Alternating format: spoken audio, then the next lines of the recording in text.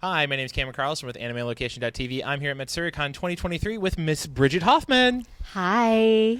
Alrighty. So it's actually been a little bit of time since the last time we got the chance to talk to you. It was at Matsuricon 2015. How have you been in the last 8 years?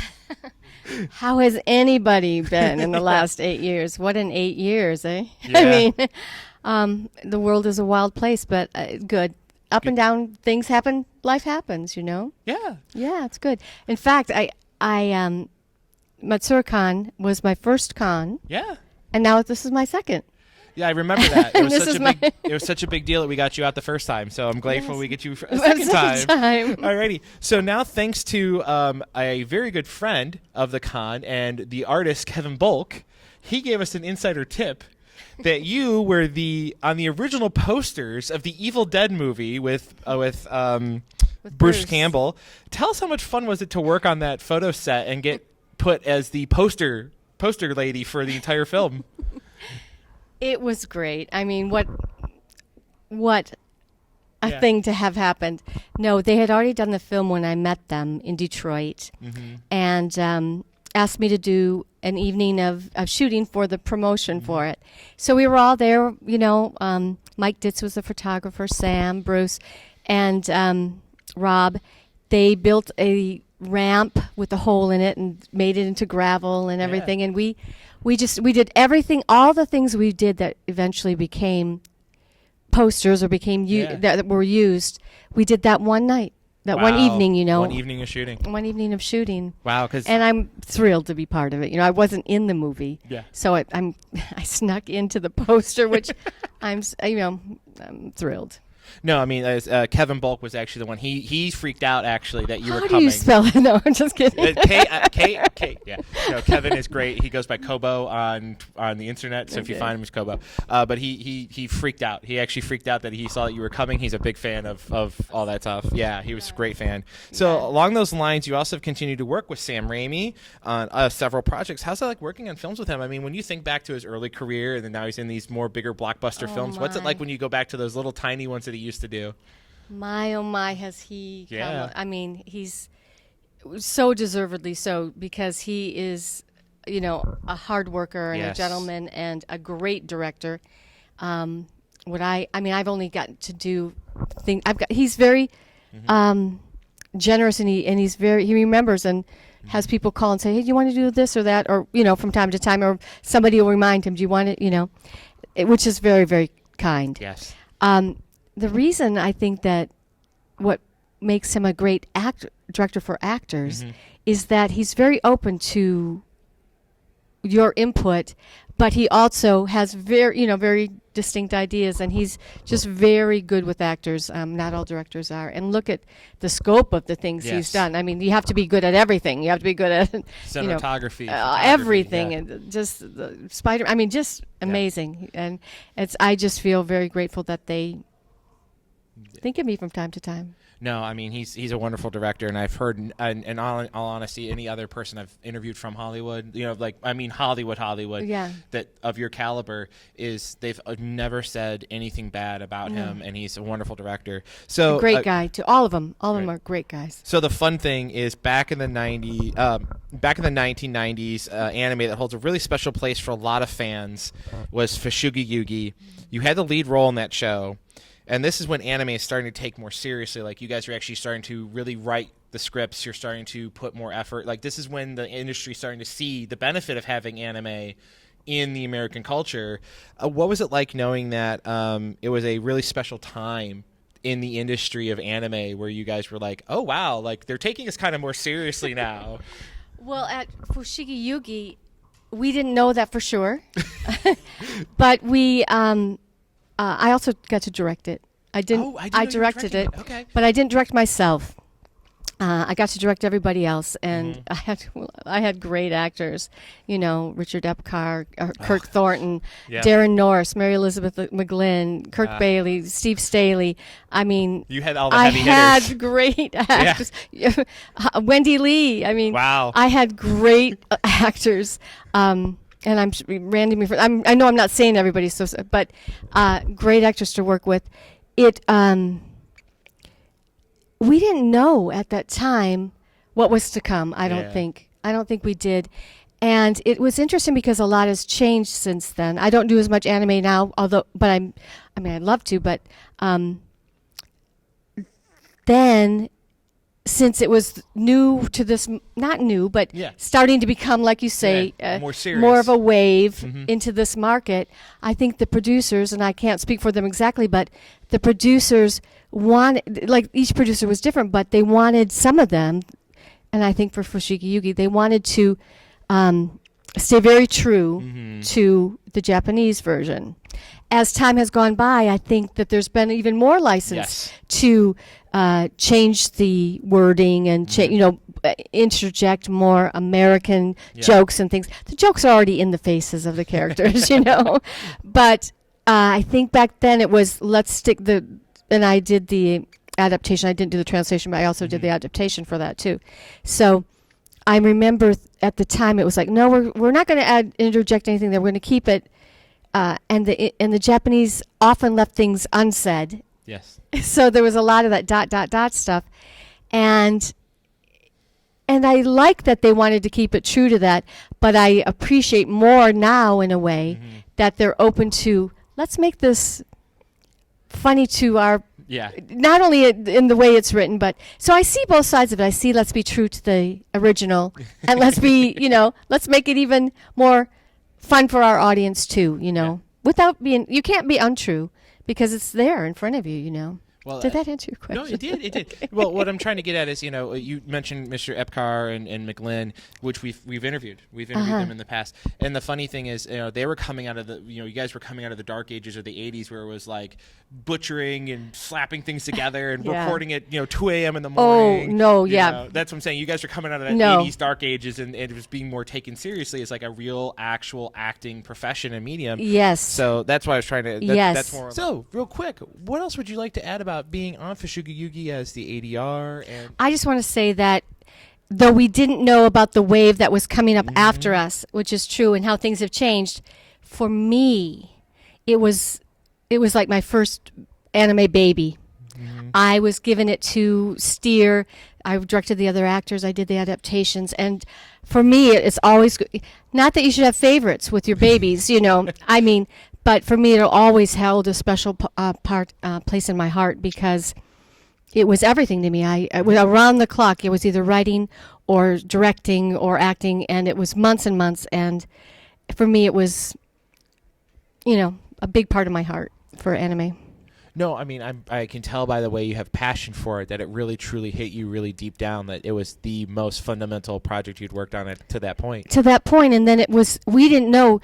I know your question about was it the beginning of the wave and how things have changed, because they have changed. Yes. And they have changed, I think, in so many ways, like we were saying earlier. They've expanded in good ways. Yes. But that does not, but it had to start somewhere, right. and the start of it is magical. Yeah. Yeah. So now again, this is one. I give this only because it's really funny, and I have a lot of friends that are Fate series fans. Do you actually keep track of the timeline, or you let Tony Oliver handle all that for you? You know the answer to that already. So Tony handles that one for you. Exactly. Alrighty. Because you can't, when you go in. Fortunately, I mean, and this changes too. Sometimes they'll do 4 in a row, so you're right there and you can follow kind of the arc while you're there. But sometimes, you go in and it's been 2 months since you were in there last, and you've done a couple other things in the meantime. Had a baby or whatever. Whatever you do in the meantime, and so you need somebody who because they don't give you a lot of time. So he's very good at that. This is where we are, and this is what you did, and this is what you're trying to accomplish, So. No, I mean, he's a great guy. We're going to get him tomorrow, so yeah, we'll he's have a great fun with guy. him. So you happen to also work on Western animation.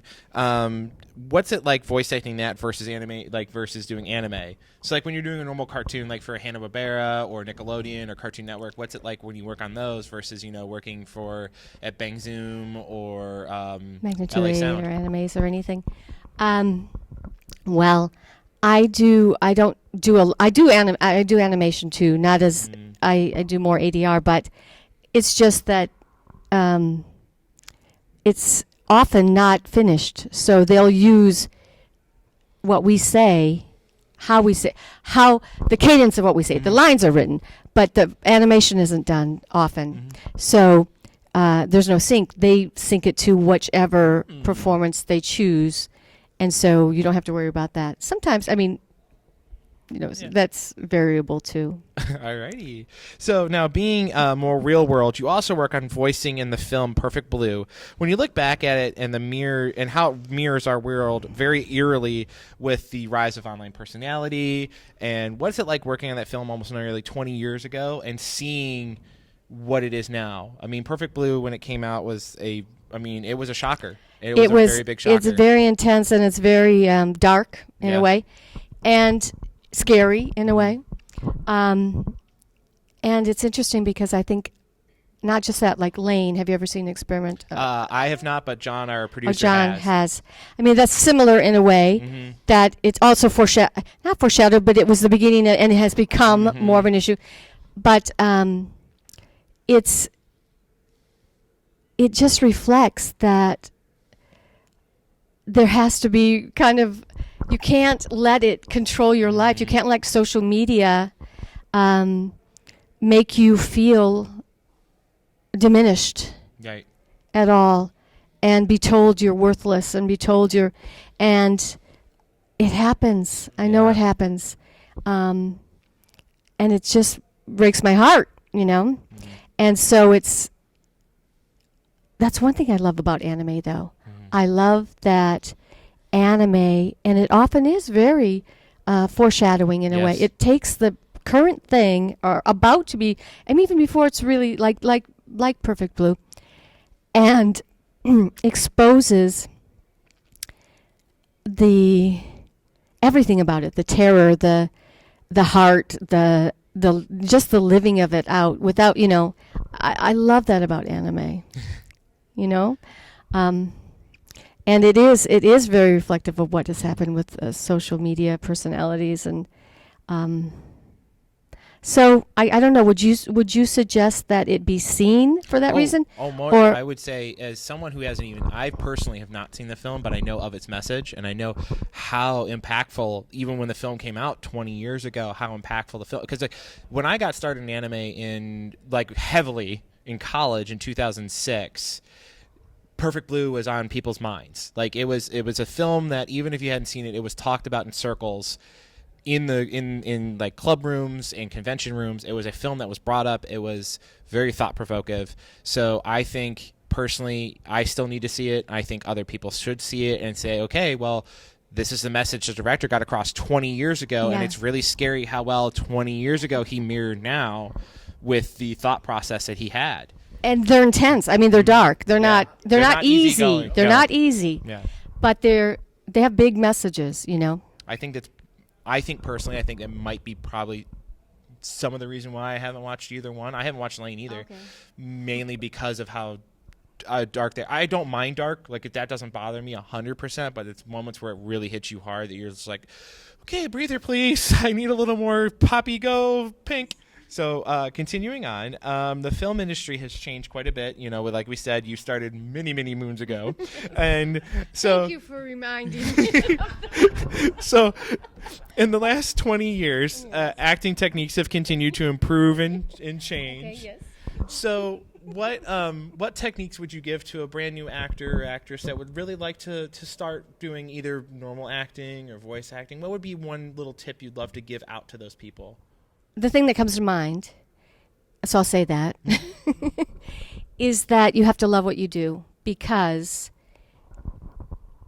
not just in acting, but especially in acting, I was poor for a lot of years, but I was doing a lot of theater. I was doing parts here and there. I was doing commercials and stuff, but I loved it. Yeah. I loved it. So I didn't mind never going to restaurants or wearing the same clothes for 10 years or eating oatmeal every day. I didn't mind because I didn't even notice that.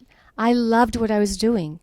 And if you do love what you're doing, you just find places to learn to do it, do theater, do acting workshops, do, practice at home. Practice, if you're going to do anime, practice sync at home. turn the sound off and try to watch the lips. Do that with live action too. I mean, we've done a lot of dubs, Jackie Chan dubs, or all kinds of dubs from other languages too. You know, try to do syncs. See, oh, I'm talking in her mouth is shut. I mean, just practice it. And if time goes by, you know, and then somehow when you're doing something of this, someone will say, oh, you know what? I could use you for this little thing. And then, oh, you know, I'm going to give you this next thing. So, you know, you grow when you go. Yeah. Is that good advice? I think that's the advice. When I first came to Los Angeles, I always made a living, but I did auto shows. Mm-hmm. I would work at IBM parties and be the, you know, Scarlett O'Hara lookalike, or what, you know what I mean? I did all kinds of things to pay, but I always paid my bills. But when I'd go work in the theater, which I did all the time, for very little money, there are people there who were not happy because that wasn't what they wanted to be rich, or they wanted to be famous, or they wanted to be stars, or they wanted something that wasn't fulfilling them. And it was hard because it was hard for them. They were miserable their whole time, you know.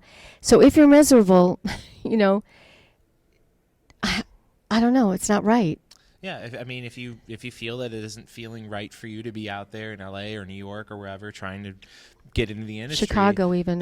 Chicago's another big place. Miami, you know, if you're not feeling it, you know, just keep at it a little bit, man. And if it doesn't work out, life is life. You can move on. You can find a new career. You can reinvent yourself. Yeah, and you can do it as a side thing, too, if you want. You don't, you know, until you realize, you know what, whatever your next thing is you want to do, I'm going to take a break from it, or it's not worth all my time. Right.